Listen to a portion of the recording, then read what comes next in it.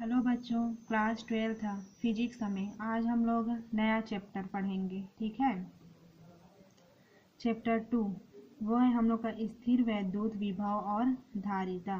ठीक है, इसमें हम लोग देखते हैं कि हम लोग का विभव होता क्या है। विभव एकांक धन आवेश को अनंत से विद्युत क्षेत्र के किसी बिंदु तक लाने में जितना कार्य करना पड़ता है उसे उस बिंदु का वैद्युत विभव कहते हैं। ठीक है, जैसे हम लोग का एक स्ट्रक्चर रहेगा लाइनिंग से। यहाँ पे देखिए, जैसे दो हम लोग का बिंदु है, यहाँ पे ए मान ली, यहाँ पे बी मान ली, ऐसे इसमें लाइनिंग खींचा हुआ है। तो एकांक धन आवेश, जैसे मेरा यहाँ पे परीक्षण आवेश क्यू नॉट है, तो इसको बी से ए तक लाने में, परीक्षण आवेश है उसको बिंदु बी से बिंदु ए तक लाने में जितना कार्य करना पड़ेगा उसे ही हम लोग क्या कहते हैं, विभव। यही परिभाषा में लिखा हुआ है, देखिए। एकांक धन आवेश इसी को माना है, एकांक धन आवेश क्यू नॉट को अनंत से, ये देखिए अनंत पर स्थित है, अनंत से विद्युत क्षेत्र के किसी बिंदु, ये ए हुआ है, लाने में जितना कार्य करना पड़ता है उसे उस बिंदु का विद्युत विभव कहते हैं। इसे भी से प्रदर्शित करते हैं। तो इसका फॉर्मूला क्या होता है, V equal to W upon Q nought. विभव इक्वल टू जितना कार्य करना पड़ता है और किसको लाने में, एकांक आवेश को, तो V equal to W upon Q nought. अब विभव दो प्रकार के होते हैं। विभव दो प्रकार के होते हैं, पहला क्या है, धनात्मक विभव और दूसरा ऋणात्मक विभव। तो हम लोग का धनात्मक विभव होता क्या है उसको देखिए। जब एकांक धन आवेश को अनंत से विद्युत क्षेत्र के किसी बिंदु तक लाने में वैद्युत बल के विरुद्ध कार्य करना पड़ता है तो उस बिंदु का विभव धनात्मक विभव कहलाता है। अभी विभव की परिभाषा में हम लोग पढ़े कि जब एकांक धन आवेश को अनंत से किसी बिंदु तक विद्युत क्षेत्र के बिंदु तक लाने में जितना कार्य करना पड़ता है उसे उसका विभव कहते हैं। तो उसमें जो बल लगता है, इसमें वो बल क्या होता है, किसी बिंदु तक लाने में वैद्युत बल के विरुद्ध कार्य करना पड़ता है। जो बल होता है तो वैद्युत बल रहता है, उसके विरुद्ध कार्य करना पड़ता है, तो उस विभव को हम लोग क्या कहते हैं, धनात्मक विभव। अब इसको देखिए, ऋणात्मक विभव। तो जब एकांक धन आवेश को अनंत से वैद्युत क्षेत्र के किसी बिंदु तक लाने में वैद्युत बल द्वारा कार्य किया जाता है। देखिए, जब वैद्युत बल के विरुद्ध कार्य करना पड़ता है तो उसमें उत्पन्न विभव को धनात्मक विभव कहते हैं। जब वैद्युत बल की दिशा में ही बल लगता है ना, तो उसको हम लोग बोलते हैं ऋणात्मक विभव। ठीक है, इसके बाद अब हम लोग देखते हैं विभवांतर। देखिए, छोटा छोटा जो मैं परिभाषा बता रही हूँ उसको याद रखना, क्योंकि इसका जो फॉर्मूला है आगे मैं जो सॉल्व बताऊंगी क्वेश्चन, बड़ा बड़ा सॉल्यूशन, उसमें ये फॉर्मूला जरूर यूज होगा। तो वहाँ पे कहाँ से आया करके ऐसा वाला मतलब ये नहीं रहना चाहिए कि ये कहाँ से आया कैसे, वो नहीं सोचना है। आगे आप जो परिभाषा बता रही हूँ उसको ध्यान में रखना, उसी के द्वारा ये हम लोग करते हैं। तो विभवांतर क्या होता है उसको देखिए। एकांक धन आवेश को विद्युत क्षेत्र में एक बिंदु से दूसरे बिंदु तक ले जाने में जो कार्य करना पड़ता है उसे उस दोनों बिंदुओं के बीच का विभवांतर कहते हैं।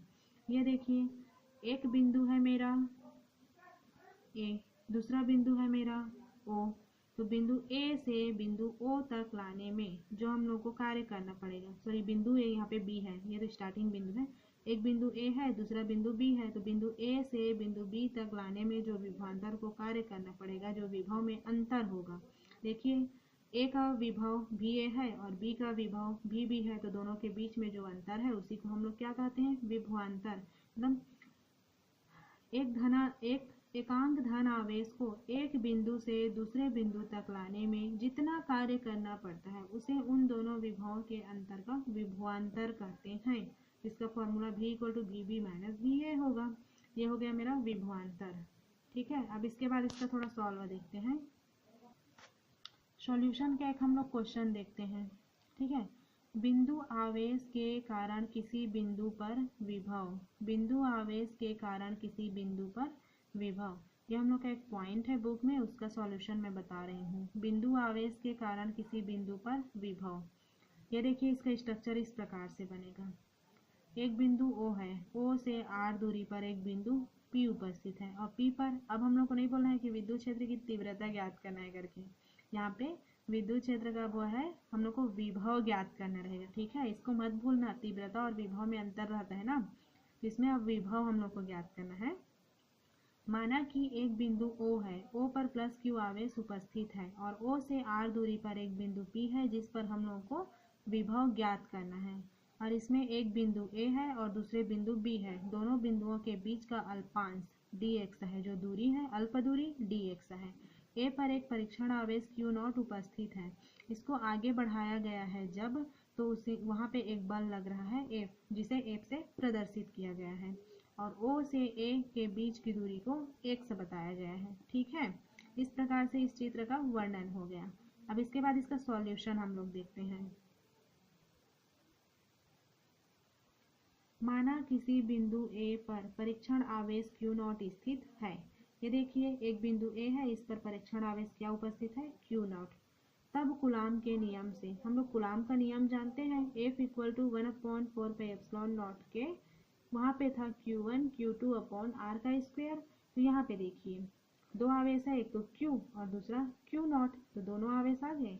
और वहाँ पे दूरी r था, लेकिन यहाँ पे दूरी क्या है, x है, तो दूरी यहाँ पे क्या होगा, x का स्क्वायर। सेम कूलाम का नियम हुआ ना, कूलाम के नियम के जैसे ही ये हो गया।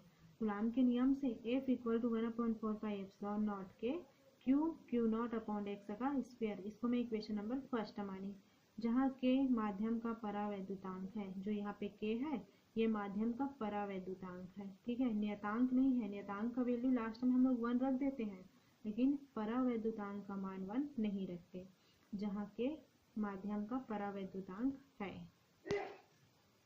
इसके बाद देखिए कुछ भी चीज़ का हम लोग जब अल्प भाग निकालते हैं, मैं बताई हूँ, तो उसका पूरा भाग पता चल जाता है।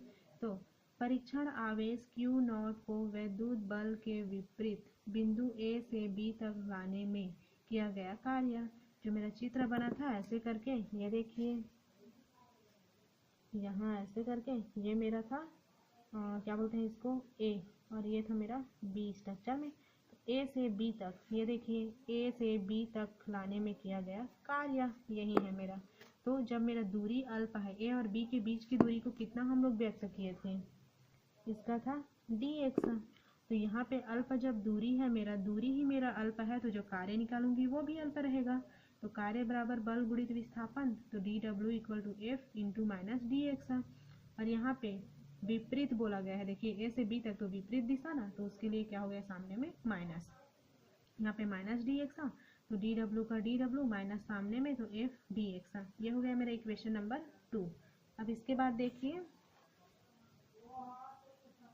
इक्वेशन नंबर 2 के बाद देखिए, कोई भी चीज़ जब हम लोग, मैं बताई हूँ dw में अल्प भाग रहता है तो उसका पूरा भाग निकालते हैं, तो w करके हम लोग ले लेते हैं, मतलब समाकलन करना पड़ता है। dw का तभी w होता है जब हम लोग समाकलन करते हैं। तो ये देखिए यहाँ पे परीक्षण आवेश Q0 को अनंत से बिंदु P तक लाने में किया गया कार्य। एक बार स्ट्रक्चर देख लीजिए, ये देखिए ये परीक्षण आवेश है, उसको पहले मैं A से B तक लाई। अब देखिए परीक्षण आवेश को बिंदु P तक लाने में विभव ज्ञात करना है, तो यहाँ तक ला रही हूँ, तो उसका सॉल्यूशन देखिए।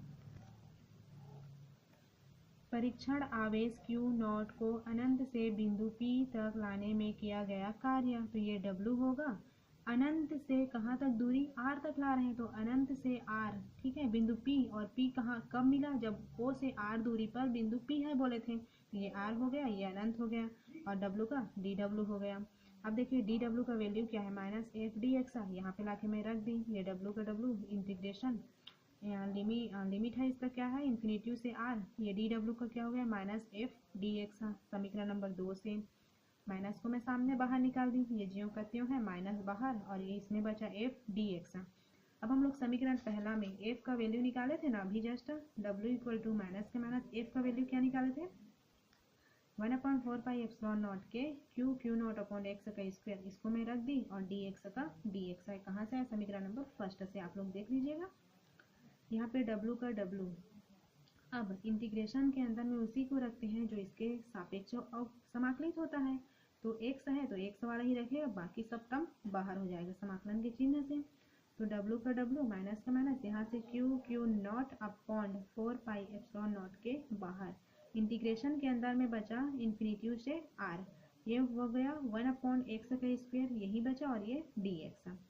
अब देखिए इसको तो मैं ज्यों करती हूँ, इसको भी ज्यों करती हूँ। ये मेरा इंटीग्रेशन इन्फिनिटिव से आर, ये ऊपर जाएगा तो एक्स का इन्वर्स हो जाएगा, क्योंकि ये फॉर्मूला किसके रूप में आता है, यहाँ पे देखिए 1/a रहता है तो उसका फॉर्मूला क्या होता है, -a का इन्वर्स होता है ना फॉर्मूला में। तो यहाँ पे भी क्या है 1/x का स्क्वायर, तो इसका घात 1 था तो 1 हुआ, इसका घात 2 है, ये -2 हो जाएगा। ठीक है, अब आगे देखिए,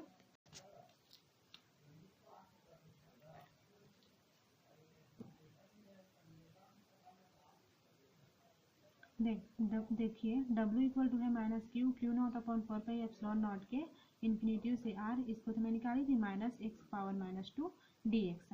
अब देखिए ये किस रूप में दिख रहा है, मैं समाकलन का पढ़ाई उस दिन फॉर्मूला भी बताई थी, ये देखिए सॉरी 11th में पढ़ाई थी इसका फॉर्मूला देखिए x का पावर n dx, इसका क्या होता है x का पावर n+1/n+1, तो यहाँ पे n की जगह में कितना है -2, तो n की जगह बस मैं यहाँ पे -2 रख देती हूँ, तो w का w इसको ज्यों करती हूँ, x की जगह में x, n की जगह -2 रखी, फिर +1, यहाँ पे भी n की जगह -2 और +1, ये मेरा क्या हो गया, अपर लिमिट अपर में ही है, लोअर लिमिट लोअर में ही है। ये आप लोगों को समझ आ गया होगा। ये देखिए इसको ज्यों करती हूँ, ये ज्यों करती हूँ ही घटाते जाएगा ना, इसका घात क्या हो जाएगा, x का x -2 + 1, तो घटाएंगे तो -1 बचेगा, यहाँ पे भी -1 बचेगा, इन्फिनिटिव से r, ये माइनस और ये माइनस दोनों कट जाएंगे तो यहाँ पे पॉजिटिव हो जाएगा, तो w ये माइनस हट गया।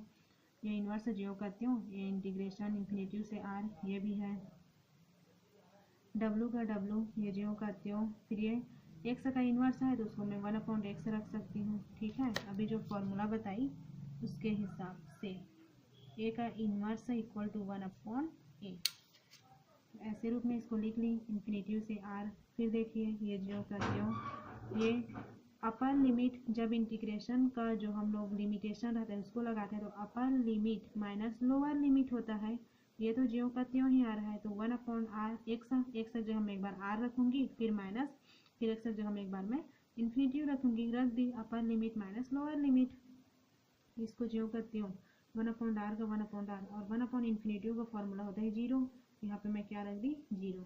अब यहाँ पे देखिए w इक्वल टू मेरा क्या बचा, ये ज्यों करती हूँ, मतलब 1/4πε0 के q0 यहाँ पे, और ये r है उसको मैं मल्टीप्लाई कर दी, ये इक्वेशन नंबर मेरा तीसरा हो गया। अब अभी जो मैं विभव पढ़ाई उसमें फॉर्मूला बताई थी कि विभव इक्वल टू होता है v इक्वल टू w/q0, तो यहाँ से देखिए w का वैल्यू निकालूंगी तो q0 v के साथ मल्टीप्लाई हो जाएगा, तो ये इक्वेशन नंबर मेरा 4 हो गया। समीकरण तीसरा और चौथा का जो मेरा लेफ्ट साइड है वो दोनों एक दूसरे के बराबर हैं, तो राइट साइड भी एक दूसरे के बराबर होना चाहिए, तो ये दोनों तो पहले से बराबर है, मैं इन दोनों को अब बराबर कर देती हूँ समीकरण तीसरा और चौथा से करके। तो यहाँ पे देखिए जब समीकरण 3 और 4 से, तो उसका लेफ्ट साइड बराबर था तो मैं राइट साइड को इक्वल कर दी, तो यहाँ पे Q0 और Q0 आपस में कट जाएंगे, यहाँ पे भी बचेगा, भी का भी रखी और बचा यहाँ पे उसको रखी 1/4πε0 के q/r। यही हम लोग का क्या है, किसी बिंदु आवेश के कारण हम लोग निकाल रहे थे, इसका जो टॉपिक बिंदु आवेश के कारण किसी बिंदु पर विभव हम लोग निकाल रहे थे ना, बिंदु आवेश के कारण किसी बिंदु पर विभव जो हम लोग ज्ञात कर रहे थे, उसके लिए ये हम लोग का सॉल्यूशन मिल गया। आज की वीडियो में बस हम लोग इतना ही रखते हैं, ये हो गया हम लोग का सॉल्व। Thank you.